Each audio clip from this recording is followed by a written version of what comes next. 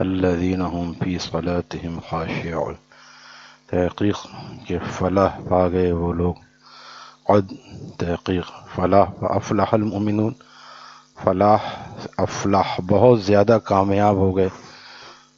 ہمارے شیخ مرشد رحمہ اللہ تعالیٰ فرماتے تھے کہ فلاح عربی زبان کا ایسا لفظ ہے جو صرف آخرت ہی کی کامیابی پر نہیں، دونوں جہان کی کامیابی پر بولا جاتا۔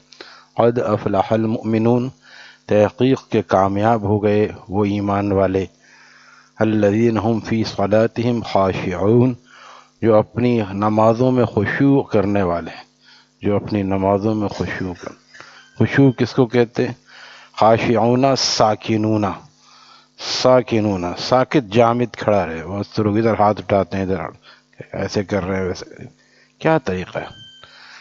نماز میں ایسا کھڑا ہو آدمی کہ اللہ تعالیٰ دیکھ رہے ہیں، اور جہاں تک ہو سکے آخری حد تک ہاتھ ہلانے سے بچنے کی کوشش ہونی چاہیے۔ اتنا ادھر ادھر ہاتھ اٹھاتے ہیں۔ بعض ایک نوجوان کو میں نے دیکھا بار بار بال درست کر رہا ہے، ایک ہاتھ بال درست کر، سر پہ ٹوپی نہیں ہے، فیشنی بال ہے، اس کو درست کر رہا ہے۔ یہ عادت پڑی ہوئی ہے، یہ نماز میں ہو رہا ہے، نماز نہیں ہو رہا ہے، کھیل ہو رہا ہے۔ بعض لوگ ایسے اتنے ہاتھ ادھر ادھر لگاتے ہیں، ایسی نازیبا جگہ بھی لگاتے ہیں جہاں شریفوں کے سامنے ہاتھ لگانا بھی شرافت کے خلاف کہلاتا۔ افسوس ہے کہ نماز میں ہم لوگ کہاں ہوتے ہیں۔ اسی لیے ہماری نماز ہمیں متقی نہیں بنا رہی۔ نماز ہی وہ نماز نہیں ہے، نماز وہ ہے جو نماز انسان کو اللہ کے قرب عطا کرے۔ ان الصلاۃ تنہی عن الفحشاء والمنکر، نماز وہ ہے جو برائی اور فحش کاموں سے روک دے، ناشائستہ حرکتوں سے روک دے۔ کیوں نہیں روک رہی ہے؟ نماز ہی اس قابل نہیں ہے، اس کو صحیح بنانے کی ضرورت۔ ساکت جامد کے ساتھ ساتھ تجوید بھی صحیح ہو، اور آخری حد تک کوشش ہو، بلا وجہ کوئی حرکت نہ ہو، بلا وجہ کوئی حرکت نہ ہو۔ کوئی آگے دیکھتا ہے، ادھر کھڑے ہیں تو امام کو دیکھ رہے ہیں امام کیا کر رہا ہے، تمہیں اپنا کام کرو تو سجدے کی جگہ پہ نگاہ رکھو۔ یہ سارا اس لیے کیا تاکہ انسان نماز میں صرف اللہ تعالیٰ کی طرف متوجہ رہے، ورنہ ادھر ادھر دیکھنے کے والے کی بھی نماز ہو جاتی ہے، لیکن یہ ہو جانا اور ہے، اعلیٰ درجے کی پڑھنا اور ہے۔ قیام کے دوران سجدے کی جگہ پر نگاہ، مشہور بات ہے۔ میں نے ایک لڑکے کو دیکھا اپنی طرف سے کرتے نا، سنت اور اہل علم کے پاس تو بیٹھتے نہیں، وہ اتنے سر جھکا کے نیچے پیر کی طرف دیکھ رہا ہے۔ قیام کے وقت میں پیر کی طرف دیکھنا سنت نہیں ہے، قیام کے وقت میں سجدے کی جگہ نگاہ رکھنا یہ سنت۔ اب شعاع بصریہ چاہے تھوڑی آگے کی طرف بھی جائے، اسی لیے تھوڑی سی اگر نگاہ کو بھینچ لے تو اور زیادہ خوشی و خضوع پیدا ہوتا ہے، لیکن پھر بھی آنکھیں بند کر کے نماز پڑھنا یہ بھی سنت نہیں ہے۔ آنکھیں بھی کھلی رہیں لیکن ادھر ادھر گھڑی بھی نہ دیکھے، دور تک بھی نہ دیکھے۔ اسی طرح رکوع میں دونوں پیروں پر نگاہ ہو، اسی طرح تحیات میں گود پر نگاہ ہو، سجدے میں ناک پر نگاہ ہو، اور ہاتھوں کو سجدے میں ہاتھ ملے ہوئے ہوں۔ حضرت شیخ نے فضائل نماز میں یہ بات لکھی ہے کہ حضرت مجدد الفسانی رحمہ اللہ تعالیٰ نے اپنے مکتوبات میں اس بات کو بارہا لکھا ہے کہ شریعت نے انگلیوں کو ملانے اور کھولنے کا حکم بھی بلا وجہ نہیں دیا۔ سجدے میں انگلیاں کھلی رکھتے ہیں ہم، اور اتحیات میں بند کرتے ہیں۔ اتحیات میں اپنی حالت میں رہیں گی انگلیاں، سجدے میں انگلیوں کو بند کریں گے اور سیدھا رہے، سیدھا قبلے کی طرف، سیدھی انگلیاں قبلے کی طرف ہوں گی۔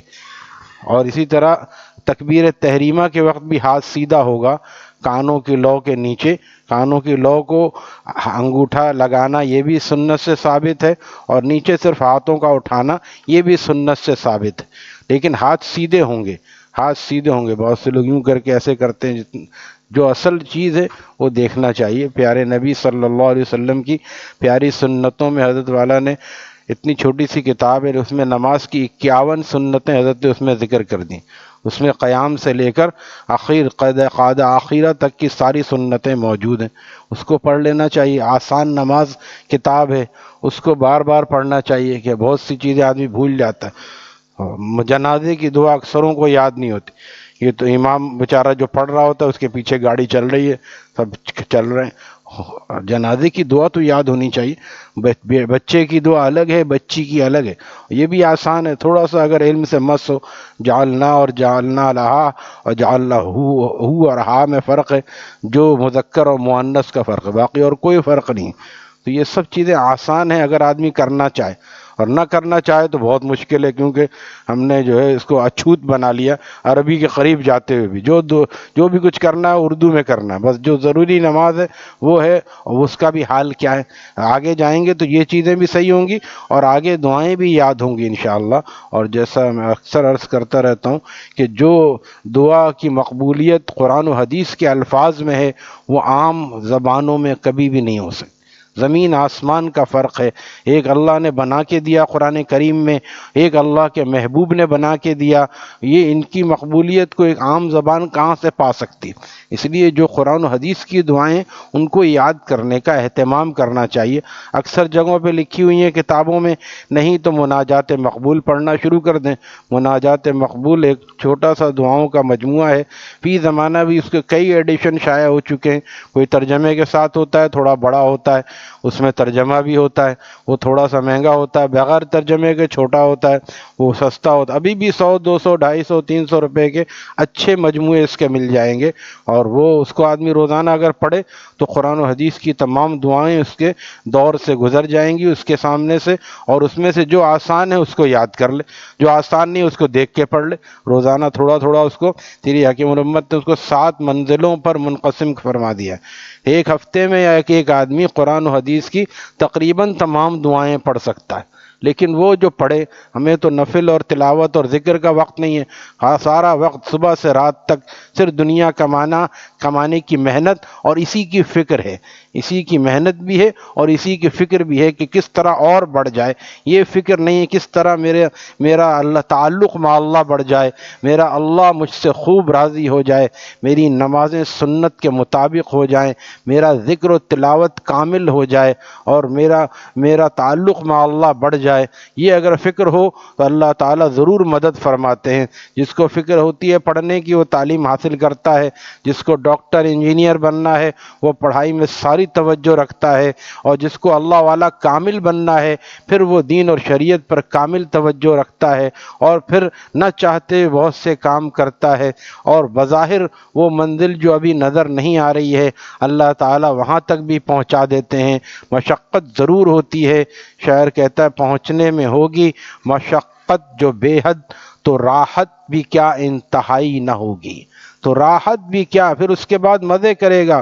واللہ نماز ذکر تلاوت کا مزہ بھی انہی کو آتا ہے جو اس میں اچھی طرح اس میں تگ و دو کرتے ہیں، کوششیں کرتے ہیں۔ یہی وجہ ہے کہ استلذاذ بالطاعات اس کو نصیب ہوتی ہے، یعنی عبادتوں میں اس کو مزہ آتا ہے۔ ہم لوگ بھی عبادت کرتے ہیں، لیکن سروں سے اتارنے اور ٹالنے والے اولیاء اللہ بھی عبادت کرتے ہیں کہ ان کو اس عبادت میں ایسا مزہ آتا ہے کہ فرماتے ابن سیرین رحم اللہ تعالی کہ اگر مجھے قیامت کے دن جنت میں جانے میں اور 2 رکعات میں اختیار دیا جائے کہ جنت تمہارے سامنے ہے، جنت میں چلے جاؤ یا 2 رکعت نماز پڑھو گے، کون سا تمہیں زیادہ پسند ہے؟ فرمایا میں 2 رکعت نماز کو اختیار کروں گا۔ اتنی مزیدار ہے، جنت سے مزیدار ہے، کیونکہ اس میں اللہ کی رضا ہے، اللہ کی حضوری نصیب ہوتی ہے، تو جنت سے بڑھ کے ان لوگوں کو اس میں مزہ آتا ہے۔ اور ہماری تو جان نکلتی ہے فجر میں اٹھتے ہوئے، اور اس کے بعد اشراق، فجر پڑھ لی ہے، بہت بڑا تیر نہیں مارا جو اشراق پڑھ لیں، اس کے بعد چاشت پڑھیں۔ اتنا ٹائم کس کے پاس ہے؟ اوور ٹائم کرنے کا ٹائم سب کے پاس ہے، پارٹ ٹائم کرنے کا ٹائم ہے، اور کاروبار پھیلانے کا وقت ہے۔ نہیں ہے تو اس تھوڑے سے تو ہی ناداں چند کلیوں پر قناعت کر گیا، ورنہ گلشن میں علاج تنگ یہ داماں بھی ہے۔ آدمی چاہے تو اسی وضو سے اشراق پڑھ لے اور چاشت بھی پڑھ سکتا ہے۔ میں نے پہلے بھی بیان کیا ہے، بعض لوگ ہوتے ہیں بعض نہیں ہوتے۔ ہمارے حضرت والا ہر مسئلے کو آسان فرمانے کی کوشش کرتے تھے کہ اشراق پڑھ لیا، ابھی 7:17 تک پر طلوع ہے، آج کل ہے، ابھی یہ اوپر جائے گا تو اتنا اوپر جائے گا کہ 6 بجے تک آ جائے گا، اس سے بھی شاید اوپر جائے گا۔ تو اس کے 7:30 بجے تقریباً آج کل اشراق پڑھی جا سکتی ہے، 7:30 بجے اشراق پڑھ لیا، اس کے بعد 2-4 رکعت میں ہی 7-8-10 منٹ لگ گئے، اب سورج اور اونچا ہو گیا، اس کے فوراً بعد دعا مانگنے کے بعد، دعا مانگے نہ بھی مانگے تو بھی چاشت کا وقت شروع ہو جاتا ہے، اعلیٰ درجے کا 1-1.5-2 گھنٹے بعد ہوتا ہے، لیکن شروع وہیں سے ہو جاتا ہے۔ اگر کوئی اسی وضو سے پڑھنا چاہے، پھر اپنی مصروفیات میں، کاروبار میں، نوکری میں جانا چاہے، تو یہ 8 رکعت آدمی 4 رکعت اشراق کی اور 4 رکعت چاشت کی روزانہ پڑھ سکتا ہے۔ اس کے لیے اس وقت کا انتظار، 9 بجنے کا انتظار کوئی ضروری نہیں ہے۔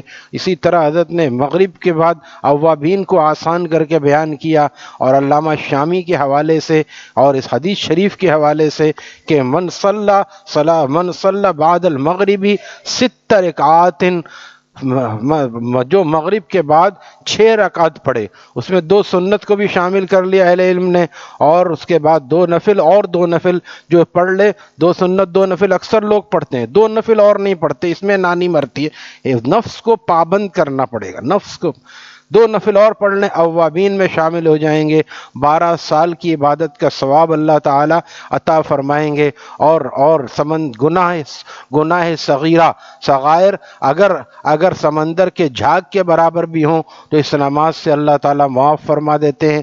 کبائر تو مسلمان اپنے سر پہ رکھتا ہی نہیں ہے، بڑے گناہ اپنے سر پہ کیسے رکھے گا، کسی کا حق کیسے دبا کے رکھے گا، اور بڑے گناہ اپنے سر پہ کیسے رکھے گا؟ تو مسلمان کی شان سے بعید ہے کہ وہ بڑے گناہ اپنے سر پہ رکھتا نہیں ہے، اور اللہ تعالیٰ اس کی برکت سے چھوٹے گناہ نمازوں سے اور ان اعمال سے معاف فرما دیتے ہیں۔ تو اوابین پڑھنا بھی ہر مسلمان کے لیے آسان، تہجد پڑھنا بھی آسان۔ آج کل حالانکہ اتنی لمبی راتیں ہیں کہ 5:56 تک 57 منٹ تک جو ہے یہ سحر کا وقت ہے، پھر بھی اگر کوئی 4:30-5 بجے نہ اٹھ سکے، اس کو چاہیے کہ اول شب میں یعنی عشاء کے بعد ہی، چاہے گھر بھی نہ جائے مسجد میں ہی پڑھ لے، 2 سنت کے بعد جو 2-4 نفل 6 نفل پڑھ سکتا ہے، یہ سب قیام لیل ہے، اور یہ بھی تہجد میں گنی جائے گی۔ ما کان بعد صلاۃ العشاء فہو من اللیل، یہ علامہ شامی کا فیصلہ ہے کہ جو نماز عشاء کے بعد نفل پڑھی جائے گی وہ قیام لیل کہلائے گی۔ اعلیٰ درجہ وہی ہے جو آخر رات کا ہے، لیکن ادنا درجہ ہمارے شیخ فرماتے ہیں دال روٹی چٹنی روٹی کھا کے سو جاؤ، پھر آنکھ کھل جائے تو قورمہ بریانی کھا لینا، ورنہ کم از کم کچھ تو پیٹ بھرا رہے گا روحانیت کا۔ لہذا یہ سب اتنی آسان کر دیا، اس پر بھی کوئی نہ کرے تو پھر وہی کہتے ہیں تو ہی اگر نہ چاہے بہانے ہزار ہیں۔ اللہ تعالیٰ نے تو اپنی بندگی کو آسان فرما دیا، اپنے قرب کے راستوں کو آسان فرما دیا، لیکن ہم اگر ہلنا ہی نہ چاہیں تو یہ کس کا قصور ہے؟ اللہ تعالیٰ ہمیں توفیقات سے نوازے۔ الحمدللہ رب العالمین والصلاة والسلام